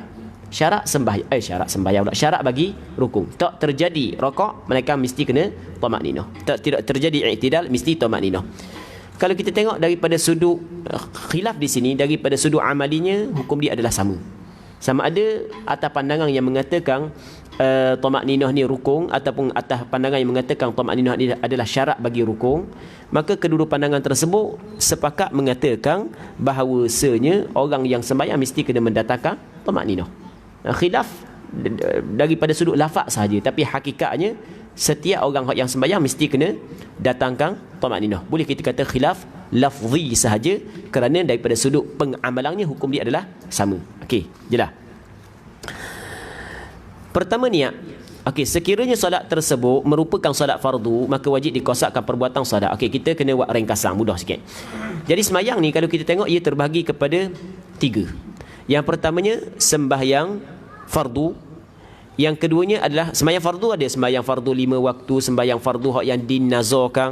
Itu dia termasuk dalam sembahyang fardu, sembahyang jenazah, sembahyang fardu kifayah kan, jenazah. Itu sembahyang fardu. Yang keduanya sembahyang sunat yang diikatkan dengan waktu dan diikatkan dengan sebab. Sembahyang sunat yang diikatkan dengan waktu dan diikatkan dengan sebab. Yang ketiga sembahyang sunat mutlak, hak yang tidak diikatkan dengan waktu dan tidak diikatkan dengan sebab. Okey, ini 3 pembahagian sembahyang. Sembahyang fardu menurut mazhab Imam Syafi'i mesti kena cukup 3 perkara. Yang pertamanya qasdul fi'il. Yang keduanya adalah ta'yin. Yang ketiganya adalah ta'arud ataupun fardiyah. Kena qasad fardu dia. 3 perkara kena buat. Dan 3 perkara ni ambil mana? Sebab ada juga orang yang pertikaikan berkenaan dengan masalah qasad, ta'arud, ta'yin. Dia pertikaikan mana qasad, ta'arud, ta'yin. Mana ada dalam Quran, mana ada dalam hadis qasad, ta'arud, ta'yin. Mana tahu? Okey, sebenarnya apa yang disebut oleh ulama adalah apa yang difahami oleh para alim ulama daripada Quran dan hadis. Dalam hadis yang pertama daripada kitab Sahih Bukhari, yang mana Imam Bukhari ambil daripada guru dia, Imam Al-Humaidi, daripada Sayyidina Umar bin Al-Khattab radhiyallahu taala anhu, kata Nabi sallallahu alaihi wasallam, innamal a'malu binniyat wa innama likulli imri'in ma nawah. Hadis ini memang cukup masyhur. Hadis ini memang cukup masyhur, walaupun pada peringkat awal hadis ini gharib fi awalihi. Sebab orang yang mengambil daripada Sayyidina Umar hanyalah Rasulullah sallallahu alaihi wasallam sahaja. Baik. Jadi dalam hadis ini Rasul kata innamal a'malu binniyat. Sesungguhnya amalan itu adalah dengan niat. Setiap amalan mesti kena niat. Niat maknanya qasad. Itu makna niat. Jadi setiap amalan mesti kena qasad. Itu niat. Qasdul fi'li. Niat mana benda niat? Qasdul fi'li. Qasad untuk melakukan sesuatu perbuatan. Okey, jadi bermakna qasad ni kita ambil daripada innamal a'malu binniyat. Patu wa innama likulli imri'in ma nawa. Sesungguhnya bagi setiap seseorang apa hak yang diniatkan. Dia dapat benda hak yang dia niat. Bagi setiap seorang apa hak yang dia niat. Dia dapat apa hak yang dia niat. Maka ulama ketika membincangkan perkataan wa innama likulli imri'in ma nawa, ulama membincangkan jumlah ni adalah, adakah jumlah ni muakkidah ataupun jumlah ni muassisah. Dalam bahasa Arab, perkataan wa innama likulli imri'in ma nawa boleh kita guna jumlah muakkidah dan boleh kita guna jumlah ni jumlah muassisah. Apa ni jumlah muakkidah? Jumlah ni mengkuatkan jumlah yang sebelum daripadanya. Maksud sama, datangkan 2 jumlah untuk mengkuatkan jumlah yang kedua kepada jumlah yang pertama. Jumlah yang kedua untuk mengkuatkan jumlah yang pertama. Makna dia sama. Okey, mungkin. Yang keduanya boleh kita guna jumlah wa innama likulli imri'in ma nawa, dipanggil jumlah muassisah. Maksud dia jumlah muassisah, dia mengasaskan ataupun dia maksud dia berbeza dengan maksud jumlah yang pertama. Okey, asal di dalam penggunaan bahasa Arab, jumlah situ bukan jumlah, asal penggunaan jumlah, asal penggunaan kalimah bukanlah muakkidah ataupun bukanlah litaukid tapi litaksis. Jadi oleh kerana asal adalah litaksis, maka wa innama likulli imri'in ma nawa dinamakan jumlah muassisah. Apabila jumlah ni jumlah muassisah, maka kita akan bincang pula apakah makna hak yang ingin disampaikan di dalam jumlah wa innama likulli imri'in ma nawa yang berbeza dengan makna innamal a'malu binniyat. Okey, boleh faham? Maka ulama bincang wa innama likulli imri'in ma nawa, jadi bermakna apa hak yang dapat difaham bahawasanya oleh kerana ibadat itu berbeza, maka perlu kepada niat untuk membezakan martabat-martabat ibadat. Sebab itulah kita pernah sebut maksud niat sebelum daripada ini 2. Yang pertamanya adalah untuk membezakan di antara adat dengan ibadat. Yang keduanya adalah untuk membezakan martabat-martabat ibadat. Wa innama likulli imri'in ma nawa termasuk dalam untuk membezakan martabat-martabat ibadat. Daripada wa innama likulli imri'in ma nawa lah keluarnya ta'yin, keluarnya fardiyah. Okey, boleh faham? Baik. Habis benda nak suruh sebut sejelas memang payahlah. nak buat kerja gitu memang payahlah. Sebab dalam Al-Quran dan hadis ada dia beri sebahagiannya dia beri kaedah yang umum sahaja. Baik. Sedangkan benda-benda yang baru berlaku ni terlalu banyak, maka kita gunalah kaedah-kaedah yang umum untuk perkara-perkara yang baru berlaku, yang tidak disebut dalam Al-Quran dan hadis secara jelas. Rasanya orang yang belajar usul fiqh memang jelaslah masalah ni. Okey. Jadi sembahyang kita ada 3, dah habis lagi. Yang pertamanya sembahyang fardu, yang keduanya sembahyang sunat yang mempunyai waktu dan yang mempunyai sebab, yang ketiganya sembahyang sunat mutlak. Okey, kita ada 3 sembahyang. Dalam masalah sembahyang fardu, kata ulama, mesti kena ada 3 perkara. Yang pertamanya mesti kena qasak. Yang keduanya mesti kena ta'yin, kena tentukan fardu dia, sembahyang dia. Yang ketiganya mesti kena fardiyah, kena ta'arud, kena sebut ataupun kena niat fardu dia. Ini 3 perkara dalam masalah sembahyang fardu. Manakala sembahyang sunat yang mempunyai sebab ataupun sembahyang sunat yang terikat dengan waktu, maka cukup 2 perkara saja, benda qasak dengan ta'yin. Sembahyang sunat mutlak cukup qasak saja, aku sembahyang, beres, selesai, Allahu Akbar, aku nak sembahyang je. Okey, boleh faham kan? Itu maksud daripada perkataan pengarang kita hak yang pertama ni. Sekiranya solat tersebut merupakan solat fardu, maka wajib dia qasakkan perbuatan solat itu dan diniatkan fardu bagi orang yang balik. Orang balik kena niat fardu. Kenapa dia qaid dengan bagi orang balik? Kerana orang hak yang balik sahaja hak yang diwajibkan sembahyang kepadanya. Manakala orang hak yang belum balik tidak wajib sembahyang. Jadi sembahyang orang hak yang belum balik tak wajib dia sembahyang. Kanak-kanak yang belum balik tidak, bukanlah wajib, cuma diwajibkan kepada ayah dia, suruh dia buat. Maka ketika tu atas pandangan apa yang disebut secara zahir di sini, oleh kerana dia qaid dengan niat fardiyah daripada orang balik, jadi kanak-kanak yang belum balik kalau niat fardiyah pun tidak menjadi masalah. Tapi sebenarnya masalah ni masih lagi dalam masalah yang berlaku perbincangan di kalangan ulama mazhab Imam Syafi'i. Di sana ada pandangan hak yang kuat juga dalam mazhab Imam Syafi'i, mengatakan sama ada kanak-kanak ataupun orang dewasa ketika dia mengerjakan sembahyang fardu, maka tetap dia kena niat fardiyah walaupun tidak wajib sembahyang ke atas kanak-kanak tersebut. Okey, ini ada pandangan yang kedua. Baik. Ke mana lagi? Sekiranya solat sunat terikat dengan waktu seperti witir atau solat yang bersebab seperti gerhana, maka wajib dikosakkan pada perbuatan solat dan ditentukan solat itu. Gerhana, raya. Namun sekiranya ia hanyalah solat sunat mutlak, tidak terikat dengan waktu atau tidak bersebab, maka wajib dikosakkan pada perbuatannya sahaja. Kosak perbuatan saja, aku sembahyang. Okey, cakap mudah. Kalau sembahyang fardu zuhur cukup, aku sembahyang fardu zuhur. Aku sembahyang tu qasak. Fardu tu dipanggil ta'arud, fardiyah. Zuhur tu dipanggil ta'yin. Aku sembahyang fardu zuhur. Tunai, qada, itu tidak disyaratkan. Bilangan rakaat tidak disyaratkan. Baik. Kerana Allah Subhanahu Wa Taala tidak disyaratkan. Tetapi untuk mendapat pahala mesti kena buat kerana Allah Subhanahu Wa Taala. Tapi daripada segi hukum fiqh telah gugur kewajipan sembahyang daripadanya kerana sembahyang dia dikirakan sah. Baik. Manakala yang kedua adalah takbiratul ihram. Takbirah ucapan Allahu Akbar. Ihram maksudnya mengharamkan sebahagian daripada perkara yang halal sebelum daripada sembahyang. Makan, boleh makan sebelum daripada Allahu Akbar. Apabila ucap Allahu Akbar, alih dah nak makan, minum, gerak banyak. Iaitu mengucap Allahu Akbar.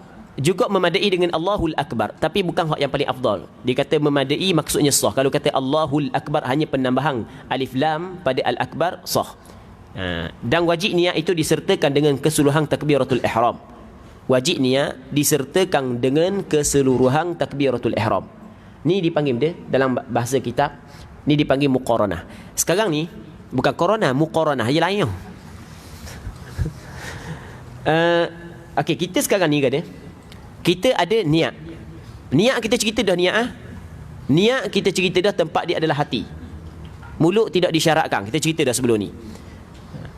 Okey, niat tempat dia adalah tempat dia adalah hati. Masa niat adalah permulaan ibadat. Permulaan ibadat Allah adalah takbiratul ihram. Maka kita kena letak niat pada takbiratul ihram. Dah kita cerita dah, mari panjang lebar kan? Panjang lebar. Ada pandangan mazhab lain mengatakan kalau sebelum sedikit takbiratul ihram sudah dikirakan niat. Tapi mazhab Imam Syafi'i tidak dikirakan niat. Orang kata dah kita turun daripada rumah sana tu nak pergi sembahyang kan, kita niat dah daripada rumah nak pergi sembahyang, cukup niat tu. Mazhab Imam Syafi'i kata dah cukup. Kalau cukup kita kena pakai ihram daripada rumah lagi. Sebab kita nak pergi Mekah nak buat benda, nak buat umrah, nak berihram kan, kena pakai ihram daripada rumah lagi. Betul tak? Dah nak pergi benda naik kapal terbang tau, nak pergi umrah dah dah pakai ihram lagi, dah niat lagi. Kamu ada dah kan nak pergi buat ihram tu kan, dah pakai waktu niat lalu. Dah sama dah saat ni turun daripada rumah nak pergi masjid, kira niat dah sama lah. Faham? Nampak kan? Tapi siapa yang kata turun daripada rumah kosak nak pergi buat umrah kira niat dah? Siapa kata? Tak ada seorang pun kata. Allah Rabbi. Baik.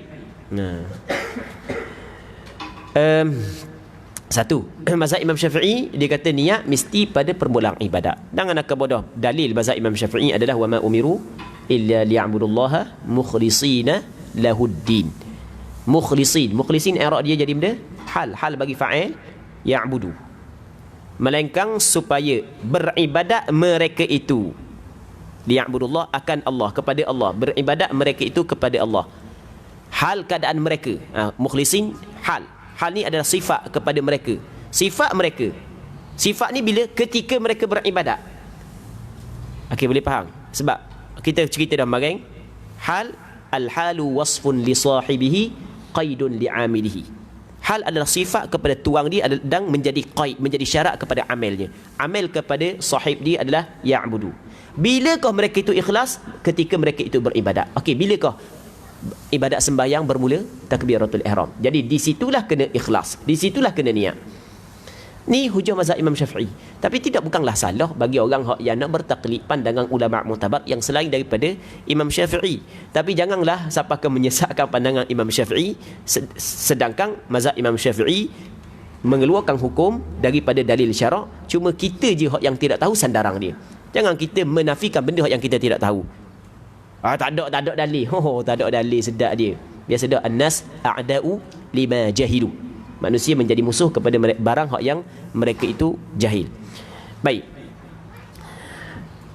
Dalam sebab anda cerita panjang ni sebab perkataan muqaranah saat ni tu, muqaranah sendiri tu orang pertikaian. Benda muqaranah. Benda muqaranah. Nak cerita benda muqaranah sebenarnya. Muqaranah sekarang ni kita kena faham apa benda muqaranah. Muqaranah ni menyertakan. Sekarang ni oleh kerana kita kata niat adalah rukun sembahyang. Niat mesti dalam sembahyang. Di manakah tempat niat atau masa niat? Permulaan ibadat. Jadi mesti kita kena sertakan niat pada permulaan ibadat. Sertakan niat pada permulaan ibadat. Permulaan ibadat adalah takbiratul ihram. Maka kita kena sertakan niat pada takbiratul ihram. Mazhab Imam Syafi'i mengatakan niat tidak disyaratkan pada keseluruhan sembahyang. Tidak disyaratkan setiap pergerakan kita dalam sembahyang kita niat kita sembahyang. Tidak disyaratkan. Yang penting pada permulaan sahaja. Dan semua ibadat kita puasa tidak disyaratkan sepanjang kita puasa kita niat kita berpuasa.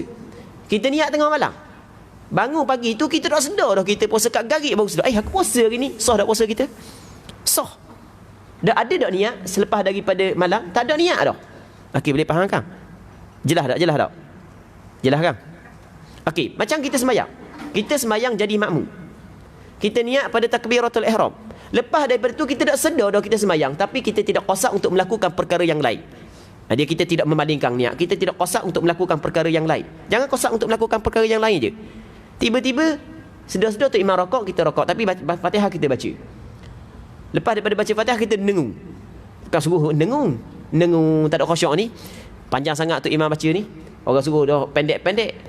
Musim-musim ini panjang, baca panjang juga. Nangung kita. Campur gerang sikit kata imam. Contohlah kita kata contoh. Siapa dah ingat kau kita dalam sembahyang tak ada qasad dah situ. Sah dak sembahyang kita? Sah. Sebab dikira pada permulaan sahaja. Masuk dalam rakaat kedua kita dak niat, masuk rakaat ketiga kita dak niat, masuk rakaat keempat kita dak niat. Sah sembahyang kita. Okey, boleh faham kan? Jadi oleh kerana niat perlu diletakkan pada permulaan sembahyang, maka letak niat pada permulaan sembahyang tu nama dia muqaranah. Ada orang dia allergic dengan muqaranah ni. Tu nama dia muqaranah. Okey, boleh faham?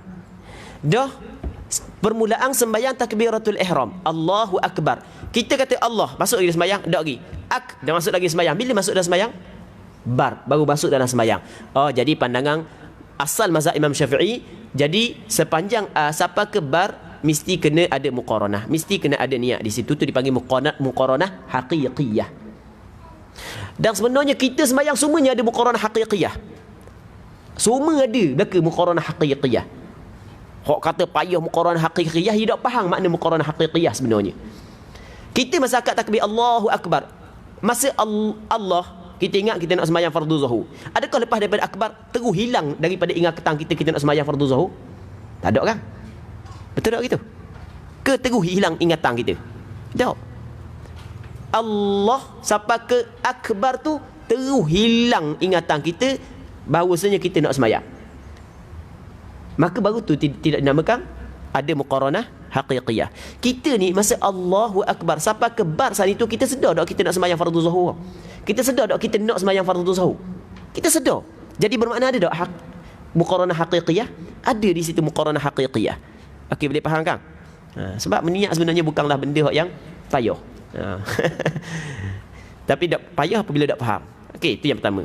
Cuma mengikut kebanyakan ulama mutaakhirin dalam mazhab Imam Syafi'i, termasuk Allah Rabbi, pandangan yang disebut dalam kitab-kitab mutaakhirin dah, dalam kitab I'anatul Talibin, ada banyaklah kitab-kitab yang kemudian dia kata bagi orang awam tidak disyaratkan muqaranah haqiqiyah, cukup muqaranah urufiyah. Kalau kata menyertai dah di antara niat dengan takbiratul ihram sudah memadai. Maksudnya duk pada a pun tak apa, ba pun tak apa, ra pun tak apa, ikut duk mana pun. Itu dipanggil mana? Muqaranah urufiyah. Uruf panggil serta dah, walaupun dah habis ada niat belaka. Tapi daripada sudut amali kita, bukan setakat pada a, bukan setakat pada Allahu Akbar kita niat, bukan sepanjang semayang kita niat. Sepanjang semayang, start daripada Allahu Akbar sampai ke kita bagi salam, kita niat. Tambah-tambah kalau kita jadi tu imam. Kalau kita jadi makmum tak apa sikit, sebab kita tidak terikat dengan benda-benda kan. Kita jadi tu imam, kita sedar tak kita semayang daripada awal sampai kaki. Kita sedar. Betul kan? Kita sedar tak kita semayang fardu zuhur. Kita sedar. Dan kita kosak tak? Kita kosak. Ke buat dengan tak sengaja? Tak. Sengaja ni makna benda. Kita kosak, kita buat, bukan buat dengan tidak sengaja. Okey, boleh faham kan? Jadi sebenarnya start daripada awal semayang sampai ke akhir ada niat dah. Hak tu memang tinggi dah. Martabat wali-wali besar dah. Gurau je tu sebenarnya. Nak kaya start daripada awal semayang sampai ke akhir semayang, kita sedar kita sedang mengerjakan ibadat. Okey, boleh faham kan? Haqiqah urfiyah, ambil muqaranah urfiyah ke muqaranah haqiqiyah ke, bukanlah perbincangan hak yang rumit, bukan perbincangan hak yang payah sebenarnya. Baik. Ketiga, berdiri jika solat fardu. Okey, kita ada solat fardu, kita ada solat sunat. Solat fardu wajib berdiri. Tidak boleh gugur berdiri ketika kita tidak mampu berdiri. Manakala sembahyang sunat tidak wajib berdiri. Orang yang sembahyang sunat walaupun dia mampu berdiri, boleh dia sembahyang dalam keadaan duduk. Sekarang ni kita berhadapan dengan dua hadis. Yang kedua-dua hadis ni adalah hadis sahih. Satunya Nabi SAW khabar kepada Imran bin Husain, setelah Imran bin Husain tanya Rasulullah tentang sembahyang dia ketika dia diuji dengan penyakit buasir. Kata Rasulullah, salli qa'imah, mungkin kena sembahyang dalam keadaan berdiri. Imran bin Husain diuji dengan penyakit buasir. Mari tanya Rasulullah tentang sembahyang, takut ada kelonggaran untuk dia. Tetap Rasulullah sembahyang dalam keadaan berdiri. Salli qa'imah, mungkin kena sembahyang dalam keadaan berdiri. Maka kata ulama, sakit ia tidak menggugurkan berdiri. Bila kau menggugurkan berdiri, fa illam tastati' fa qa'ida. Kalau sekiranya mu tidak mampu berdiri, maka bakulah duduk. Jadi hak yang menggugurkan kewajipan berdiri apabila seorang tu tidak mampu berdiri. Adakah tidak mampu berdiri saja? Tak, dalam mazhab Imam Syafi'i kata bukan tidak mampu berdiri. Kalau mampu berdiri tapi dia perlu menanggung kesusahan, juga termasuk dalam rukhsah yang menggugurkan berdiri dia. Boleh dia duduk. Bukan tak boleh berdiri, boleh. Tapi susah lah. Tubuh badan besar. Bapak tubuh. Rakaat pertama tak apa lah. Sebab kita jalan mari daripada rumah ke masjid tau. Nanti rakaat kedua nak bangun tau. Orang tubuh besar nak bangun, kalau main duduk dalam satu soft, habis orang tepi ke bawah leka kali tau. Tarik orang ni, tarik orang ni. Jadi payah nak bangun. Faham? Tapi kalau suruh dia bangun, memang boleh bangun. Kan tak boleh bangun. Okey, ketika tu dimaafkan untuk dia tidak berdiri. Boleh dia terus duduk. Baik. Manakala sembahyang sunat, oleh kerana di sana ada hadis kata Rasulullah sallallahu alaihi wasallam, man shalla qa'iman fahuwa afdal. Orang hak sembahyang berdiri, hak tu lebih afdal. Tapi wa man shalla qa'idan falahu nisfu ajril qa'im. Orang sembahyang duduk dia dapat separuh daripada ganjaran orang hak yang sembahyang berdiri. Maka kata ulama, hadis ni diletakkan kepada untuk sembahyang sunat. Sembahyang sunat walaupun kita mampu berdiri, boleh kita sembahyang dalam keadaan duduk. Okey. Jadi kesimpulan wajib berdiri, yang pertama syarat sembahyang fardu, yang keduanya mampu. Kalau tidak mampu ataupun sama makna tidak mampu bagi orang yang perlu menanggung kesusahan, kalau sekiranya dia berdiri, maka boleh dia sembahyang dalam keadaan duduk. Keempat, membaca surah Al-Fatihah. Membaca dalam bahasa kitab dikata qiraah, membaca. Dia kena ingat, tidak dikatakan membaca melainkan mesti kena bersuara. Sebab ada orang pertikai, tak ada disebut dalam hadis, tak ada disebut dalam Quran bahawasanya wajib kena bersuara dalam baca Fatihah dalam sembahyang. Tak ada dalil dia kata. Baik. Sekarang ni kita kena faham Rasulullah kabur dalam hadis yang sahih, la salata liman lam yaqra bi Fatihatil kitab. Tidak ada sembahyang bagi mereka yang tidak membaca surah Fatihah. Tidak membaca. Jadi syarat dia mesti kena baca. Rukun dia mesti kena baca. Tidak dikatakan baca melainkan kena bersuara. Perkataan bersuara ni bukan, memang tak ada disebut secara jelas dalam hadis dalam Quran. Tetapi perkataan bersuara ni difaham daripada perkataan baca itu sendiri. Kalau tidak bersuara dia tidak panggil baca. Okey, itu kena faham situ. Baik. Sikit-sikit panjang dah hari ni. Nanti kita sikit lagi ya. Sikit lagi. Kita baca sikit lagi, lepas tu kita berhenti sekejap, kita rehat. Okey, membaca surah Al-Fatihah. Al-Fatihah start daripada bismillah sehingga kepada waladhdallin. Dalam mazhab Imam Syafi'i, bismillah termasuk dalam satu ayat daripada surah Al-Fatihah. Wajib membacanya mengikut susunan. Mengikut tertib dia lah, bismillah dulu, alhamdulillah, jangan bahang waladhdallin, lepas tu bahang ihdinas siratal mustaqim pula. Okey, dan secara mualat. Apa nama mualat? Mualat ni berturut-turut. Jangan ada senggang masa yang lama di antara satu ayat dengan ayat yang lain. Serta kena jaga tasydid dia. Setiap tasydid Fatihah kita kena jaga, kerana tasydid adalah ganti daripada satu huruf. Menggugurkan tasydid bermakna menggugurkan huruf yang menyebabkan tidak sempurna Fatihah dia, maka tidak sah sembahyang. Dan kena membezakan di antara huruf dhad dan dha. Dalam Fatihah tidak ada huruf dha, yang ada huruf dha sahaja. Maka jangan baca waladhdallin, kena baca waladhdallin. Baik. Ia wajib dibaca pada setiap rakaat, melainkan pada rakaat yang makmum masbuk. Jadi setiap rakaat wajib baca, sama ada tu imam ataupun makmum ataupun orang yang sembahyang seorang diri. Hak yang gugur Fatihah hanya satu sahaja, iaitu rakaat makmum masbuk. Kita dalam bab sembahyang berjemaah ni kita ada bab berkenaan dengan perbincangan berkenaan dengan makmum muafiq dengan makmum masbuk. Ya, sebenarnya benda jadi terjadinya perbincangan makmum muafiq makmum masbuk sebenarnya sebab benda terjadi perbincangan tersebut. Okey, terjadi perbincangan tersebut adalah kerana dua perkara. Yang pertamanya adalah sembahyang makmum terikat dengan sembahyang tok imam apabila dia berjemaah. Sebab Rasulullah kata lagu mana? Innama ju'ilal imam liyutamma bih. Sesungguhnya dijadikan imam supaya diikuti. Fa idza kabbara fakabbiru wa idza raka'a farka'u. Apabila tu imam kat takbiratul ihram mungkin kena kat takbiratul ihram. Apabila tu imam rakaat mungkin kena rakaat. Jadi oleh kerana sembahyang makmum terikat dengan sembahyang tu imam, pergerakan sembahyang makmum terikat dengan sembahyang tu imam. Itu yang pertama. Yang keduanya kata Rasulullah, la salata liman lam yaqra bi Fatihatil kitab. Tidak ada sembahyang bagi mereka yang tidak membaca Fatihatil kitab. Jadi bermakna dalam sembahyang berjemaah wajib makmum kena baca Fatihah, dalam masa yang sama wajib kepada makmum benda ikut tu imam. Tiba-tiba makmum nak ni galik, tu imam rakaat. Okey, bertembung di antara wajib baca Fatihah dengan wajib ikut imam. Okey, nampak kan? Bertemu di antara wajib baca Fatihah dengan wajib ikut imam. Maka di sinilah terjadinya hukum muwafiq dan masbuk. Cuma perbincangan muwafiq dan masbuk adalah perbincangan yang panjang yang perlu kepada suatu slot yang khusus. Baik. Jadi makmum masbuk gugur. Dia melainkan dia gugur ni, maksud gugur adakah tidak wajib langsung Fatihah kepada makmum masbuk, ataupun maksud gugur ni asalnya wajib tapi ditanggung oleh imam. Okey, boleh faham? Sekali lagi ya. Hari ni segar sikit cakap banyak dah dulu. Sekarang ni katakanlah kita makmum masbuk, bukan kita, antum semua. Sebab kita anda seorang, anda tak masbuk. Okey. Jadi kita makmum masbuk, Allahu akbar, kita siapa tu imam pun rakaat. Okey, apabila tu imam rakaat, maka gugur Fatihah daripada kita. Maksud gugur di sini, adakah tidak wajib atas kita Fatihah, ataupun asalnya wajib cuma ditanggung Fatihah oleh imam? Faham? Dalam masalah ni ada dua pandangan ulama. Pandangan mu'tamad dikata sebenarnya wajib atas makmum masbuk Fatihah, tetapi gugur kerana ia ditanggung oleh imam, bukan gugur daripada awal. Dah khilaf masalah ni, benda faedahnya ya ada faedah. Faedah benda. Okey. Katakanlah makmum masbuk pada rakaat yang kelima. Makmum tu masbuk pada rakaat yang kelima. Jadi rakaat yang kelima, rakaat itu adalah rakaat tambahan bagi imam. Tu rakaat itu tidak dikira bagi imam.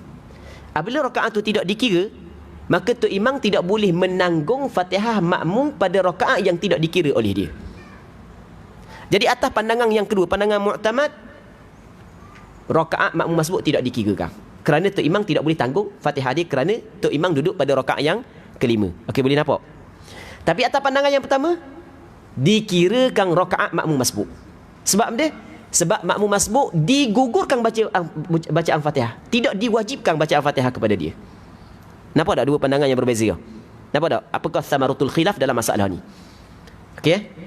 Okey, jadi kesimpulan, kalau orang kata kalau kita siapa makmum masbuk pada rakaat yang kelima, kita Allahu Akbar, tu imam rakaat, kita pun rakaat, tiba-tiba lepas daripada tu imam bagi salam, kita dengar makmum cakap dengan tu imam, kita rakaat kelima. Oh, kata tu imam rakaat kelima sungguh dah. Biarlah nak awal ni, kita tak tahu, baik selesai lah.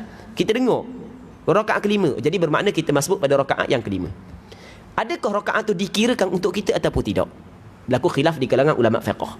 Ada sebahagian ulama mengatakan tidak dikira, dan ada sebahagian yang mengatakan dikira. Pandangan yang mengatakan tidak dikira kerana benda? Kerana asal makmum masbuk diwajibkan Fatihah, tetapi Fatihah dia ditanggung oleh imam. Okey, boleh faham? Maka imam yang nak menanggung Fatihah makmum mesti imam yang berada pada tempat yang betul.